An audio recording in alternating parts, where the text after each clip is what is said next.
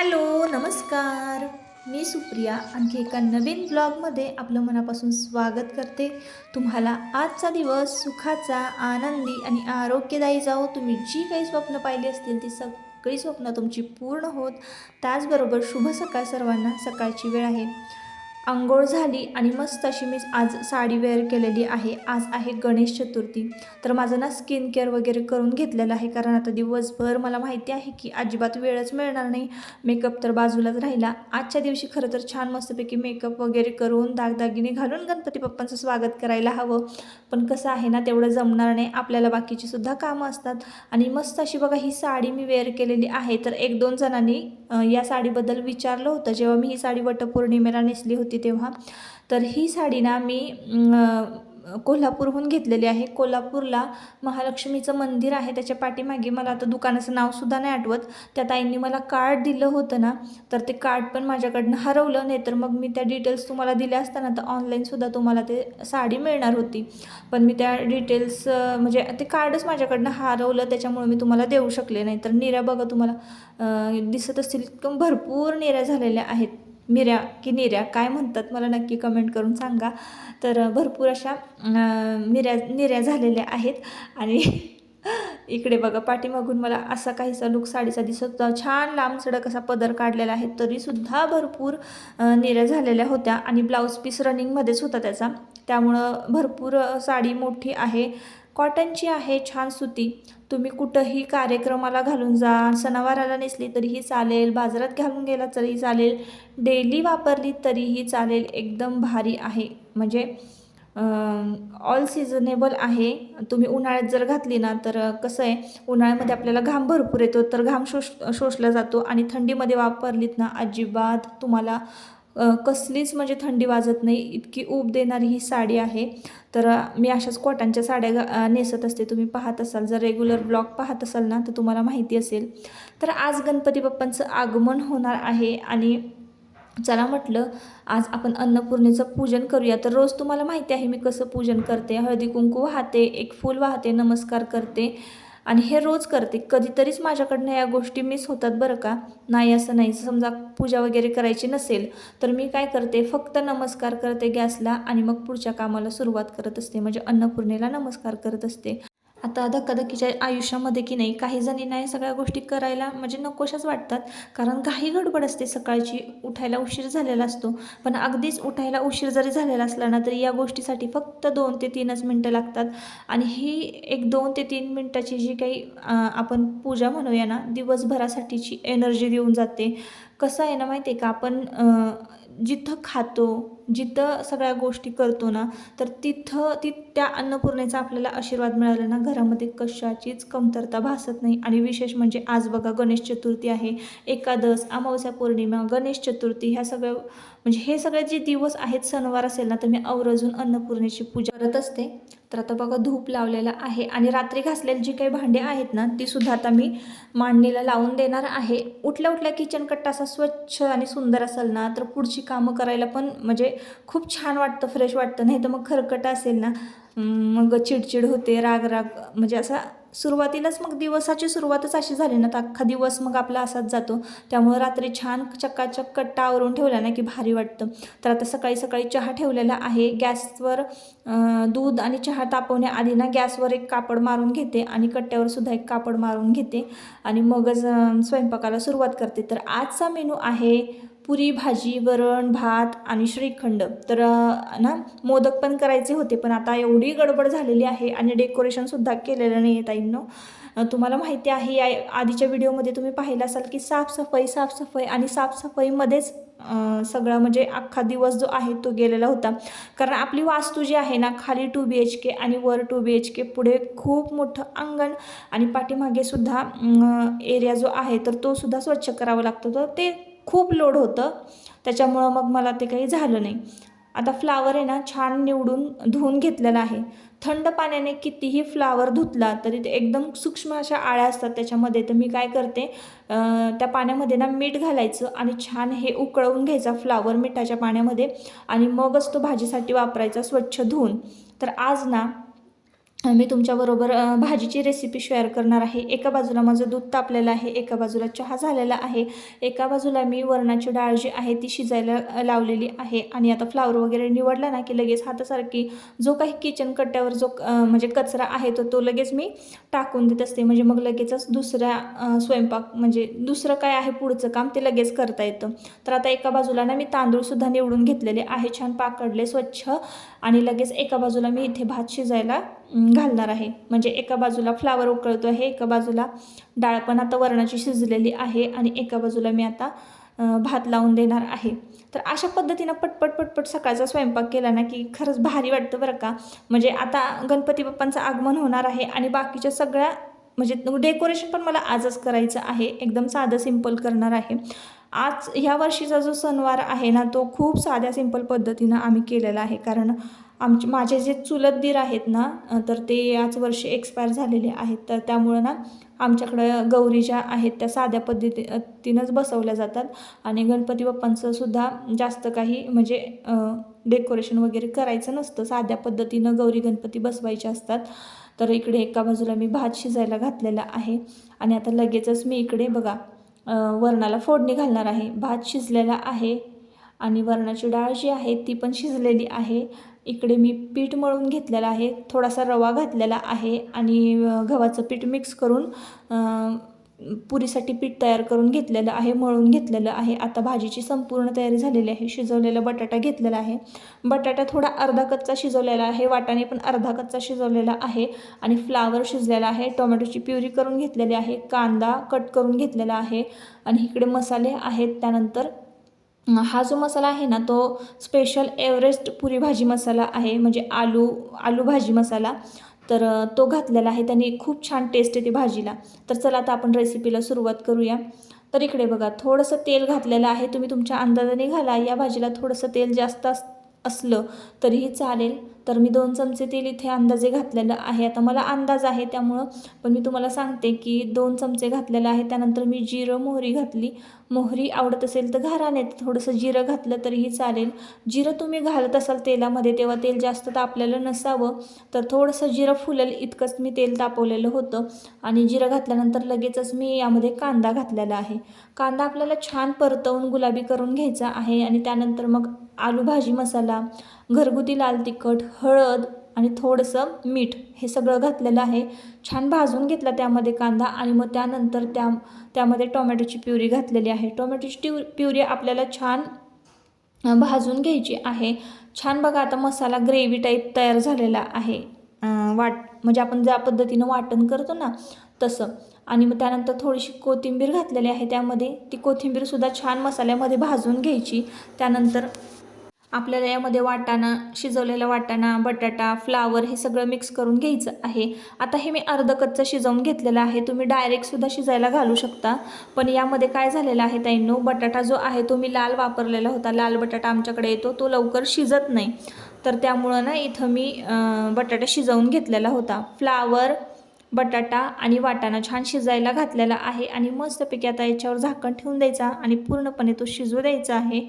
आणि मग त्यानंतर त्या भाजीमध्ये मसाल्यामध्ये ना छान अशी म्हणजे एक टेस्ट येते त्या मसाल्याला पण आणि भाजीला पण, मस्त पुरीबरोबर खूप छान लागते ही भाजी। इकडे वरणाची डाळ शिजलेली आहे, मस्तपैकी छान मिक्स करून घेतली, हटवून घेतली डाळ, आणि मग त्यानंतर यामध्ये कोथिंबीर वगैरे घातली, तूप घातलं, झालं आपलं साधं वरण तयार झालेलं आहे। भाजीसुद्धा तयार झालेली आहे। अगदी मी हा जो व्हिडिओ आहे स्वयंपाकाचा अगदी झटपट तुमच्याबरोबर शेअर केलेला आहे। भाजी बघा किती मस्त झालेली आहे, पुरीबरोबर खूप छान लागणार आहे। जवळजवळ संपूर्ण स्वयंपाक जो आहे तो झालेला होता, फक्त पुऱ्या ज्या आहेत त्या लाटायच्या होत्या, पुऱ्यांचं पीठ पण मळलेलं होतं इकडे। आता मी इकडे डेकोरेशनला सुरुवात करत आहे। आत्ताचं हे जे टायमिंग आहे ना ताईंनो, तर ते 9:30-10च्या आसपासचं हे टायमिंग असावं। तर 9च्या आधीच सगळा स्वयंपाक जो आहे तो झालेला होता। सकाळी 7लाच अन्नपूर्णेची पूजा करून स्वयंपाकाला सुरुवात केली होती। तर इकडे बघा चौरंग ठेवलेला आहे, त्यावर खाली छान वस्त्र अंथरलं आणि त्यावर चौरंग ठेवलेलं आहे. चौरंगावर लाल कलरचं वस्त्र अंथरलेलं आहे आणि माझ्याकडे 2 समय आहेत त्या आजूबाजूला ठेवून दिलेलं आहे. अगदी साध्या सिंपल पद्धतीनं आजच्या वर्षीचं डेकोरेशन असणार आहे. आणि त्यानंतर ना आमच्याकडे सणवार म्हटलं की अशी गडबड चालू होती ना, सगळ्यांची नुसती धावपळ आणि माझं तर लेक्चर झाडणं चालू असतं बघा, याला बोल त्याला बोल असं काहीसं वातावरण असतं. आणि आता मुहूर्त दाखवत होते पप्पा मला, मुहूर्त किती वेळचा होता तर ना 12:45च्या आत आपल्याला गणपती बाप्पांचं आगमन करायचं होतं. आणि 11 ते 12:45 किंवा असं काहीतरी होतं, 11:15 ते 1:45 असं टायमिंग होतं वाटतं. तर त्यामध्येच त्या टायमिंगमध्येच आपल्याला गणपती बाप्पांचं आगमन करायचं होतं. आणि एवढी धावपळ चालली होती ना, स्वयंपाक तर सगळा झाला होता, रांगोळ्या काढून झाल्या होत्या, सगळ्या घरातली स्वच्छता झाली होती, देवपूजा झाली होती. आणि चला मग म्हटलं, सगळ्यांनी सदरे वगैरे घातले होते, टोप्या घातल्या होत्या, तर हळदी कुंकाचा नाम ओढला. आणि आता इकडे मी तयारी करायला घेतलेली आहे. सगळे गेलेले आहेत गणपती बाप्पांना आणायला, मंगल कलशाची स्थापना करून घेतलेली आहे. त्यानंतर आपले देवघरातले जे गणपती बाप्पा असतात त्यांचीसुद्धा स्थापना इथं करायची असते गणेश चतुर्थीच्या दिवशी. तर अक्षता ठेवलेल्या आहेत. दही आपलं पंचामृतानं किंवा दह्या दुधानं मधानं गणपती बाप्पांना स्नान घालायचं. त्यानंतर साध्या पाण्यानं स्नान घालायचं, अत्तर लावायचं, जानवं घालायचं, वस्त्र घालायचं. आणि त्यानंतर मग आपल्या देवघरातले जे गणपती बाप्पा आहेत ना, त्यांची स्थापना तिथे करायची आहे, जिथे आपण गणपती बाप्पांचं आगमन करणार आहोत, गणपती बाप्पांना बसवणार आहोत. तर आता गणपती बाप्पा आलेले आहेत. मोरया मोरया मोरया. या गणपती बसवायचंय. या गणपती बाप्पा मोरया मंगल मूर्ती मोरया गणपती बाप्पा मोरया मंगल मूर्ती मोरया गणपती बाप्पा मोरया गणपती बाप्पा मोरया मंगल मूर्ती मोरया गणपती बाप्पा मोरया मंगल मूर्ती मोरया गणपती बाप्पा मंगल मूर्ती मोरया गणपती बाप्पा मोरया. अर्धा लाडू चंद्रावर, गणपती आमचा उंदरावर. हा असं वाला गणपती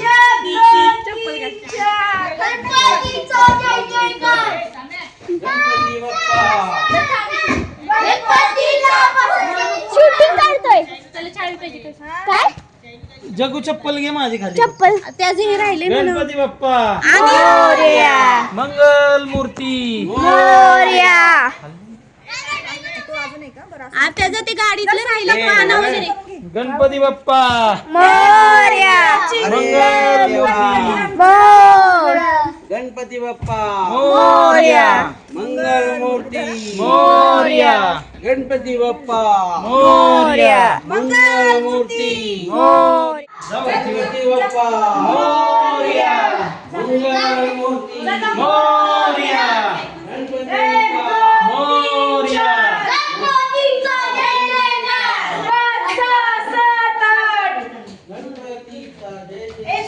गणपती बाप्पा गणपती बाप्पा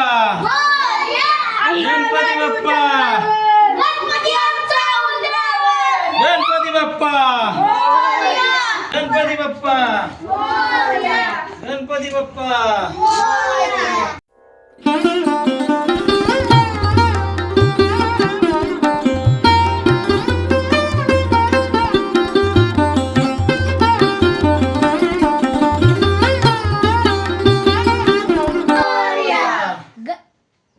गणपती बाप्पा मोरया मंगल मूर्ती मोरया गणपती बाप्पा मोरया मंगल मूर्ती मोरया गणपती बाप्पा मोरया मंगल मूर्ती मोरया.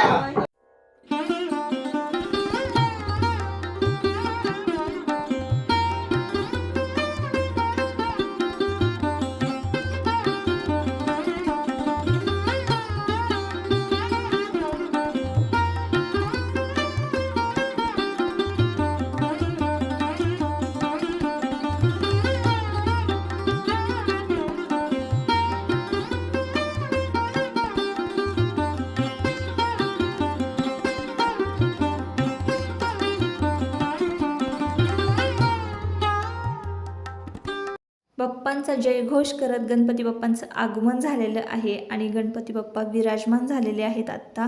तर मुहूर्त होता त्याआधीच आपण गणपती बाप्पांचं जे आहे स्थापना केलेली आहे. तर चला आता हार फूल वगैरे वाहूया. तर मूर्तीवर थोडंसं हळदी कुंकू वगैरे पडलं होतं तर त्यांनी व्यवस्थित पुसून घेतलं आणि मग त्यानंतर हार आणला होता फुलांचा, तर तो वाहिलेला आहे आणि मस्तपैकी आवडतं जास्वंदीचं फूल गणपती बाप्पांना, तर ते वाहिलेलं आहे. त्यानंतर दुर्वा व्हायच्या आहेत. तर आणि मग अशा पद्धतीनं इतकं छान मूर्ती दिसत होती ना. आमच्या कुंभार काकांनी एवढी सुंदर मूर्ती घडवलेली होती.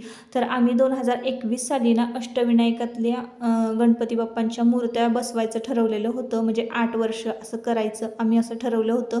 तर आम्ही काय करतो, साध्या मातीची जी मूर्ती आहे एकदम साध्या मातीची मूर्ती तयार करून घेतो आणि आम्ही हे मूर्ती जी आहे गणपती बाप्पांचं विसर्जन आहे ना घरीच करतो. घरच्या घरी एका मोठ्या टपामध्ये विसर्जन करतो आणि तीच माती एखाद्या झाडाला ओतून देतो किंवा त्यामध्ये एखादं दुसरं नवीन झाड लावतो. म्हणजे काय होतं ना, दरवर्षी गणपती बाप्पा आहे ना कायमस्वरूपी आपल्यासोबत राहतो त्या झाडाच्या रोपट्याच्या रूपामध्ये. तर अशा पद्धतीनं जर आपण सण जे आहेत ते साजरी केले ना, निसर्गाला हानी न पोहोचवता जर साजरी केली ना तर खऱ्या अर्थानं ते साजरी केले असं होतं. तर आरती वगैरे झाली गणपती बाप्पांची आणि मग त्यानंतर पंक्ती बसल्या इथं आणि पंक्तीला तर तुम्हाला काय होतं हे तर मी आधीच सांगितलेलं आहे. सुरुवातीला मस्तपैकी पुरी भाजी श्रीखंड वरण भात असं आजचा बेत होता आणि खव्याचे हे आणले होते, मोदक आणले होते विकत बाहेरून. आज खूपच धावपळ झाली त्यामुळं गणपती बाप्पांना मग मोदक दाखवता आले नाही, पण ह्या 5 ते 6 दिवसामध्ये एकदा तरी मी नक्कीच उकडीचे मोदक करते आणि गणपती बाप्पांना नैवेद्य दाखवते. मुलांना खूप भूक लागली होती कारण 1-1:30चं टायमिंग झालं होतं. तर अशा पद्धतीनं ना आम्ही गणपती उत्सव जो आहे तो नेहमी साजरी करत असतो. तर सुनीताताई आल्या होत्या, म्हणजे आमच्या घराशेजारीच राहतात ना, तर त्यांच्याकडे गणपती बाप्पा बसत नाहीत. तर मग नेहमी ना मुलांना खूप आवडतं त्यांच्या गणपती बाप्पा बसवायला. तर पुढच्या वर्षीपासून कदाचित ते पण सुरुवात करणार आहेत गणपती बाप्पा बसवायला. पण मुलांना खूप आवडतं ना, म्हणून मी आवर्जून त्यांना बोलवत असते. आता आलेच आहेत तर म्हटलं जेवूनही जातील. तर सुनीताताई ना मला मदत पण करत होत्या. इकडे फळं वगैरे मांडून घेतलेले आहे. किती छान साजिरं गोजिरं रूप दिसतंय ना. मूर्तीच खूप सुंदर होती आणि इतकी छान घडवली होती ना आमच्या कुंभार काकांनी. काहीच डेकोरेशन नाही आहे ताईंनो, तुम्ही पाहत असाल, पण साधं सिंपल पण इतकं छान दिसत होतं ना. गणपती बाप्पांचं रूप खूप देखणं दिसत होतं. आता इकडे सगळ्यांचे जेवणंसुद्धा झाले बघा. तर सगळ्यात आधी तुमच्या दादांचं जेवण झालं, खूप भूक लागली होती त्यांना. अशा पद्धतीनं आजचा दिवस होता. तर इकडे मी पीठ वगैरे मळून ठेवलं होतं पटापट आणि सुनीता इकडं पुऱ्या लाटत होती. तर सुनीताचं शूटिंग घेतलं ना की सुनीता खूप खुश होते बरं का. आणि असा तिचा चेहरा ना नेहमी हसरा असतो बघा. अशा सदैव हसऱ्या माणसांबरोबर आपण राहिलो ना, आपली मानसिकता म्हणा किंवा आपलं मस्त आपला मूड पण एकदम फ्रेश राहतो बरं का. तर मी इकडे वाढायचं काम करत होते आणि सुनीता मला पटापट पुऱ्या तळून देत होती. मी लाटून घेतलेल्या होत्या. आता थोड्याशा ज्या पुऱ्या राहिलेल्या आहेत ना, तर त्या सुनीता लाटून घेणार आहे आणि यांना काय लागतंय वाढायला ना ते मी म्हणजे बघत होते. भात कोणाला वरण कोणाला भाजी असं लागत होतं, तर ते मी वाढत होते.